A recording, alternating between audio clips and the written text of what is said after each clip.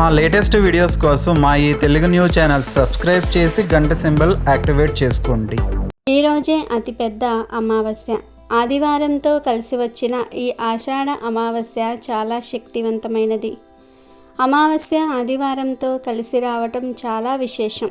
అమావాస్య అంటేనే అది ఒక చాలా పవర్ఫుల్ డే అనే విషయం ఇప్పటికీ చాలామందికి తెలియదు. పవర్ఫుల్ డే అనగానే అందరూ భయపడిపోతూ ఉంటారు. కానీ అమావాస్య అంటే భయపడవలసిన అవసరం లేదు. ఈ రోజు పరిహారాలు చేసుకోవడానికి కూడా చాలా మంచి రోజు. మంగళవారము అష్టమి కలిసి వచ్చిన రోజు, సోమవారం అమావాస్య కలిసి వచ్చిన రోజు, శనివారము త్రయోదశి కలిసి వచ్చిన రోజు, శనివారము అమావాస్య కలిసి వచ్చిన రోజు, ఆదివారము అమావాస్య కలిసి వచ్చిన రోజు. ఇలా కొన్ని రోజుల్లో కొన్ని తిథులు కలిసి రావడాన్ని శుభంగా పరిగణిస్తారు. అయితే ఈరోజు రాత్రి 6 నుండి 12 గంటల మధ్యలో ఉప్పుతో ఇలా చేస్తే చాలు. కూటికి లేని వారు కూడా కోటీశ్వర్లు అవుతారు అని పండితులు చెప్తూ ఉన్నారు. అమావాస్య రోజు ఈ ఉప్పు పరిహారం చేయటం వలన మీకు ఉన్న అప్పులన్నీ కూడా తీరిపోతాయి, ధన సమస్యలు పోతాయి. అంటే చాలామంది అప్పుల బాధలతో సతమతమైపోతూ ఉంటారు. ఎంత కష్టపడినా అప్పులు తీర్చలేరు. వడ్డీల మీద వడ్డీలు కడుతూ నానాయాతన అనుభవిస్తూ ఉంటారు. అలా అప్పుల బాధలలో ఉన్నవారు, అలాగే ధనం చేతిలో నిలవట్లేదని బాధపడేవారు, ఇలా ఈ విధమైన ధన సమస్యలు ఉన్నవారైనా సరే ఈ పరిహారం చేశారంటే ఖచ్చితంగా కష్టాల నుండి బయటపడతారు. అప్పుల నుండి బయటపడి అప్పులు ఇచ్చే స్థాయికి వెళ్తారు అని చెప్పటంలో సందేహం లేదు. మరి ఇంతకీ అమావాస్య రోజు ఉప్పుతో ఏం చేస్తే ధన సమస్యలు పోయి ధనలాభం కలుగుతుంది అనే విషయాన్ని ఇప్పుడు మనం ఈ వీడియోలో వివరంగా తెలుసుకుందాము. ఫ్రెండ్స్, ఫస్ట్ అయితే ఈ వీడియోకి ఒక లైక్ కొట్టి మా ఛానల్ని సబ్స్క్రైబ్ చేసుకోవడం మర్చిపోవద్దు. ఈ అమావాస్య చాలా విశేషమైనది, అతీంద్రియ శక్తులు కలిగినది. ఇలాంటి అమావాస్య కొన్ని దశాబ్దాల తర్వాత వస్తుందని జ్యోతిష్య పండితులు చెప్తూ ఉన్నారు. ఇది సామాన్యమైన అమావాస్య కాదు. అయితే ఈ రోజున యాలకులతో ఒక్క పరిహారం చేస్తే భయంకరమైన దరిద్రం బాధలు కూడా పోయి ఒక్క నిమిషంలో జీవితం మారిపోతుందని పండితులు చెప్తూ ఉన్నారు. ఎవరైతే ఆషాఢ అమావాస్య రోజు ఈ యాలకుల పరిహారం చేస్తారో వారి జీవితంలో చక్కటి మార్పులు వస్తాయి. ఇప్పటి వరకు పడిన ఇబ్బందులన్నీ కూడా తొలగిపోతాయి. చెడు దృష్టి, నరదృష్టి, నరఘోష తొలగిపోతాయి. మరి యాలకులతో ఈ చుక్కల అమావాస్య రోజు ఏ పరిహారం చేస్తే మీ జీవితం మారిపోతుందో ఇప్పుడు మనం ఈ వీడియోలో తెలుసుకుందాము. ఆషాఢ అమావాస్యకే చుక్కల అమావాస్య అని పేరు. ఆషాఢ మాసంలో వచ్చే ఈ అమావాస్య రోజున తిల తర్పణం ఇవ్వటం, అన్నదానం చేయటం వలన విశేషమైన ఫలితాలు కలుగుతాయి. పితృదేవతల ఆశీర్వాదం లభిస్తుంది. గరుడ పురాణంలో ఆషాఢ మాసంలో వచ్చే అమావాస్య రోజున పూజలు చేయటం ద్వారా, వ్రతం ఆచరించటం ద్వారా శుభ ఫలితాలను పొందవచ్చునని పేర్కొనబడింది. ఈ అమావాస్య రోజున నదీ స్నానం, పుణ్యతీర్థ స్నానం చేస్తే మంచి ఫలితాలు కలుగుతాయి. ఈరోజు నదుల్లో, చెరువుల్లో, సరస్సుల్లో అరటి మట్టలతో దీపాలను వెలిగించటం ద్వారా అష్టైశ్వర్యాలు చేకూరతాయి. ఈతి బాధలు తొలగిపోతాయి. ఆషాఢ అమావాస్య రోజున కొడుకులు ఉన్నవారు పితృదేవతలను పూజించటం, శివ పూజ, శని పూజ, హనుమాన్ పూజ చేయటం ద్వారా సత్ఫలితాలను పొందవచ్చు. వీటితో పాటు ఆషాఢ అమావాస్య రోజున పంచభూతాలను స్మరించటం ద్వారా సమస్త దోషాలను తొలగింప చేసుకోవచ్చు. ఈ చుక్కల అమావాస్య రోజున రావి చెట్టు కింద దీపాలు వెలిగించటం, ఇంటి ముందు దీపాలను వెలిగించుకోవటం ద్వారా కోరుకున్న కోరికలు నెరవేరుతాయని ఆధ్యాత్మిక పండితులు సూచిస్తూ ఉన్నారు. ఆషాఢ మాసంలోని చివరి రోజైన చుక్కల అమావాస్య గురించి చాలామందికి తెలియదు.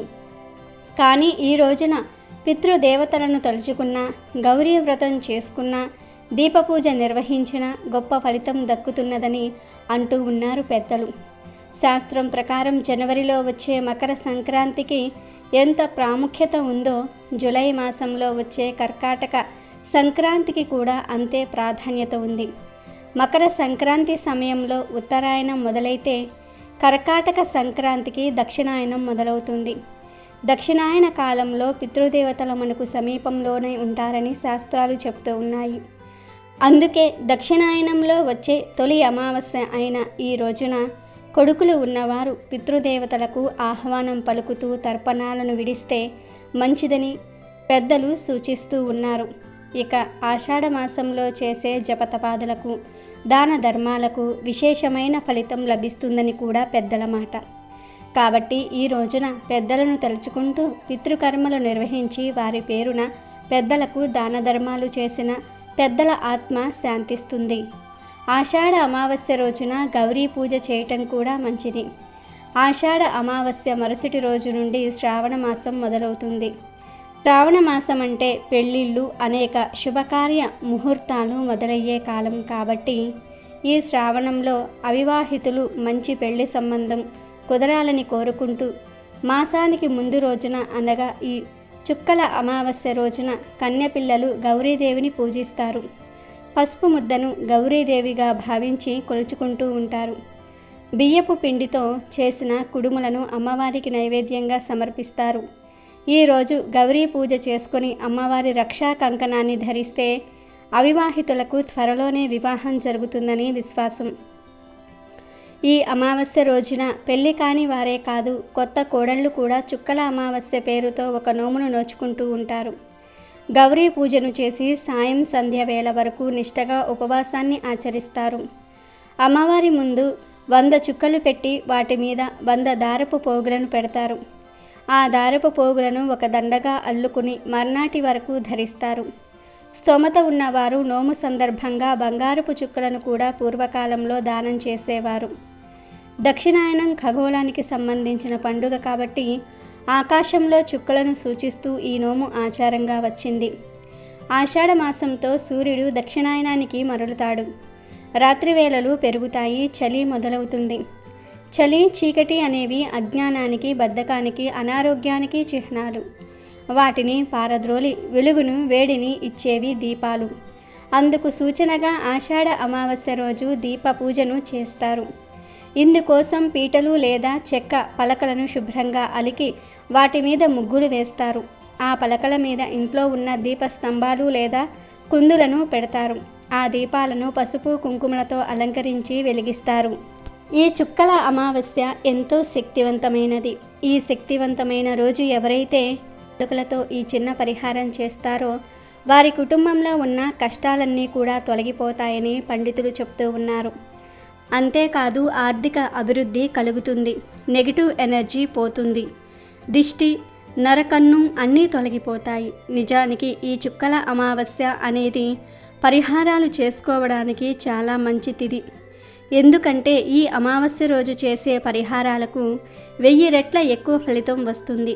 ముఖ్యంగా ఇంట్లోని చెడునంతా కూడా తొలగించుకోవడానికి, భయంకరమైన దిష్టి, దరిద్ర బాధలను తొలగించుకోవడానికి ఈరోజు పరిహారాలు చేసుకుంటే చక్కగా ఫలిస్తాయి. ఇక యాలకులకు చాలా శక్తి ఉంటుంది. యాలకులు సువాసనను వెదజల్లటంతో పాటు ఆకర్షణ శక్తిని కలిగి ఉంటాయి. యాలకులతో ధన ఆకర్షణ చక్కగా సిద్ధిస్తుంది. యాలకులకు ఉన్న ప్రత్యేక గుణం ఏమిటంటే మీరు యాలకులను 1 అయినా తిన్నారంటే చాలు, ఆ సువాసన ఇతరుల్ని మీ వైపు ఆకర్షింపచేస్తుంది. యాలకుల వలన ఇలా ఎన్నో రకాల ఉపయోగాలు ఉన్నాయి. ఆరోగ్యపరంగా, ఆధ్యాత్మిక పరంగా యాలకులకు చాలా ప్రాముఖ్యత ఉన్నది.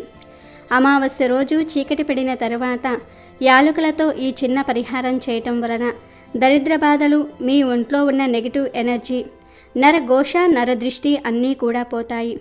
మరి ఏం చెయ్యాలి అంటే ఈ చుక్కల అమావాస్య రోజు చక్కగా చీకటి పడిన తర్వాత అంటే 6 నుండి 12 గంటల్లోపు ఒక 5 యాలకులను తీసుకోండి. ఈ యాలకులను మీ చేతిలో పట్టుకుని మీ ఇంట్లో పూజగదిలోనికి వెళ్ళి ఇష్టదైవం ఫోటో ముందు పెట్టండి. ఒక్కసారి మీ ఇష్టదైవానికి మీ కోరికను చెప్పుకోండి. స్వామి, నేను దరిద్ర బాధల వలన ఇబ్బందులు పడుతూ ఉన్నాను, భయంకరమైన దృష్టి దోషాల వలన భయపడుతూ ఉన్నాను, ఆ బాధలన్నీ తొలగిపోవడానికి ఈ పరిహారం చేస్తూ ఉన్నాను, నన్ను దీవించు స్వామి అని ఒక్కసారి మీ ఇష్టదైవానికి చెప్పుకొని ఆ తర్వాత ఇష్టదైవం ముందు పెట్టిన యాలకులను తీసుకుని ఇంటి బయటకు వచ్చేయండి. అంటే మెయిన్ డోర్ బయటకు వచ్చేయండి. అలా బయటకు వచ్చిన తర్వాత ఈ 5 యాలకులను చేతిలో పట్టుకొని మీకు మీరే దిష్టి తీసుకోండి. తర్వాత మెయిన్ డోర్ చుట్టూ 7 సార్లు సవ్య దిశలో, 7 సార్లు అపసవ్య దిశలో తిప్పండి. అలా తిప్పిన తర్వాత ఈ యాలకులను మీ మెయిన్ డోర్ బయట వైపు ఎడమ పక్కన పెట్టి మీరు ఇక ఇంట్లోకి వెళ్ళిపోండి. ఇలా పెట్టిన యాలకులను మరునాడు ఉదయం తీసి కాల్చేయండి. రాత్రంతా కదపకూడదు, అలా వదిలివేయాలి. మరునాడు ఉదయం ఇలా గుమ్మం పక్కన పెట్టిన యాలకులను కాల్చేయటం వలన మీ బాధలు, దరిద్రాలు, దిష్టి దోషాలు కూడా వాటితో పాటే కాలిపోతాయి. ఈ పరిహారం చాలా సింపుల్గా అనిపించవచ్చు, కానీ ఫలితాలు మాత్రం చాలా అద్భుతంగా ఉంటాయి. ఈ యాలకులను కాల్చేసిన 1 నిమిషంలోనే మీరు శుభవార్త వినే అవకాశం ఉంది. మీ దరిద్రాలు పోతాయి. ఎవ్వరికీ చెప్పకుండా గుట్టుగా రహస్యంగా ఈ పరిహారం చేసుకోవాలి. కాబట్టి దరిద్ర బాధలతో సతమతమవుతూ ఉన్న ప్రతి ఒక్కరూ కూడా ఆషాఢ అమావాస్య రోజు ఈ యాలకుల పరిహారం చేసుకుని దరిద్రాన్ని వదిలించుకోండి. గురించి మన అందరికీ తెలుసు. ఉప్పు, సాల్ట్ అని 2 రకాల ఉప్పులు మనకు అందుబాటులో ఉన్నాయి. కానీ పరిహారాలకు ఎప్పుడైనా సరే గల్లులుప్పునే వాడాలి. దీనిని ఇంగ్లీష్లో రాక్ సాల్ట్ అని అంటారు. పరిహార శాస్త్రంలో ఉప్పుకు ఎంతో ప్రాధాన్యత ఉంది. ఉప్పు విషయంలో అనేక నమ్మకాలు కూడా ఉన్నాయి. సాధారణంగా అందరి ఇళ్లల్లో ఉప్పు ఉండటం సహజం. ఉప్పు ఎక్కువ అయితే ముప్పు అంటూ ఉంటారు. ఉప్పుతో దిష్టి తీస్తే దుష్ట శక్తులు పోతాయని కూడా ప్రజలు నమ్ముతారు. ఉప్పును వేరే వారికి డైరెక్ట్గా చేతికి ఇవ్వకూడదు. కింద పెట్టి తీసుకోమని చెప్పాలి. ఉప్పు చేతికి అందిస్తే గొడవలు జరుగుతాయని జ్యోతిష్యులు చెప్తూ ఉన్నారు. ఉప్పు సరిపడా తినకపోతే ఆరోగ్యం చెడిపోతుంది. సరిపడా ఉప్పు తినని వారికి తెలివితేటలు పెరగవంటారు డాక్టర్లు. మనకు వంటకు ఉప్పు కావాలి, ఆరోగ్యానికి ఉప్పు కావాలి. ఉప్పు పొరపాటున నేల మీద ఒలికితే అది అశుభ సూచకం అన్న నమ్మకం చాలామందిలో ఉంది. ఉప్పు ఒలికితే ఏదో చెడు జరుగుతుందని చెప్పటమే కాదు, ఒలికిన ఉప్పును ఎత్తి ఎడమ భుజం మీదుగా వెనక్కి విసిరివేయాలని, దానివల్ల కీడు తొలగిపోతుందని పెద్దలు చెప్పారు. పురాణాల ప్రకారం అమృతం కోసం చేసిన సాగర మథనం సమయంలో సముద్ర గర్భం నుంచి లక్ష్మీదేవి ఉద్భవిస్తుంది. అదే సముద్ర గర్భం నుంచి ఉప్పు కూడా తయారైందని పండితులు చెప్తూ ఉన్నారు. అందుకే ఉప్పును లక్ష్మీ స్వరూపంగా భావిస్తారు. ఉప్పు వల్ల చాలా ప్రయోజనాలు ఉన్నాయి. ఉప్పుతో మన ఇంట్లోని నెగిటివ్ ఎనర్జీని సైతం తరిమి కొట్టవచ్చు. వాస్తు దోషాలను దూరం చేసుకోవడానికి ఉప్పును ఉపయోగిస్తారు. ఇన్ని ప్రయోజనాలు ఉన్న ఉప్పుతో అమావాస్య రోజు ఒక పరిహారం చేస్తే చాలు, అప్పుల బాధలు, ధన సమస్యలన్నీ కూడా తీరిపోతాయని పండితులు చెప్తూ ఉన్నారు. అసలు ఏం చేయాలంటే ఏమీ లేదు. ఈ అమావాస్య రోజు రాత్రి 6 నుండి 12 గంటల మధ్యలో ఒక మంచి గాజు బౌల్ని కానీ మట్టి మూకుడును కానీ తీసుకోండి. మీ అరచెయ్యి అంత సైజులో ఉండే బౌల్ని తీసుకోండి. తర్వాత ఆ బౌల్లో సగం గల్లులుప్పు వేయండి. ఇంట్లో ఉన్న గల్లులుప్పుతో ఈ పరిహారం చేయవద్దు. ఈ పరిహారం కోసం సపరేట్గా గల్లులుప్పు కొని తెచ్చుకొని ఆ తర్వాత ఉప్పుతో పరిహారాన్ని చేయండి. ఇలా బౌల్లో ఉప్పు వేసిన తర్వాత ఆ ఉప్పు మీద చిన్న దాల్చిన చెక్క ముక్కని పెట్టండి. 5 లవంగాలు వేయండి. వాటి మీద చిటికెడు పసుపు, చిటికెడు కుంకుమను కూడా వేయండి. పసుపు, కుంకుమలు చాలా పవిత్రమైనవి. లవంగాలు, దాల్చిన చెక్క ఈ 2 కూడా శుక్రుడికి ఎంతో ప్రీతికరమైనవి. అమావాస్య రోజు ఈ పరిహారం చేస్తూ ఉన్నాం కనుక ఖచ్చితంగా ఫలితాలు వస్తాయి. ఉప్పు, దాల్చిన చెక్క, లవంగాలతో ఈ పరిహారం చేయటం వలన అమ్మవారి అనుగ్రహం కలుగుతుంది. ఉప్పుకు కూడా నెగిటివ్ ఎనర్జీని, దుష్ట పీడలను తొలగించే అద్భుత శక్తులు ఉన్నాయి. ఇలా బౌల్లో ఉప్పును, దాల్చిన చెక్కను, లవంగాలను, పసుపు, కుంకుమలను గిన్నెలో వేయండి. తర్వాత ఆ గిన్నెను తీసుకుని వెళ్ళి మీ ఇంట్లో పూజ గదిలో దేవుడి ముందు పెట్టి ధూపం చూపించి నమస్కారం చేసుకోండి. అమ్మా లక్ష్మీదేవి, మాకు ఉన్న కష్టాలన్నీ పోవాలి, అప్పులన్నీ తీరాలి. మేము కూడా అందరిలాగా అప్పులు లేకుండా, ధనానికి లోటు లేకుండా సంతోషంగా జీవించాలి అని మనస్ఫూర్తిగా సంకల్పం చెప్పుకోండి.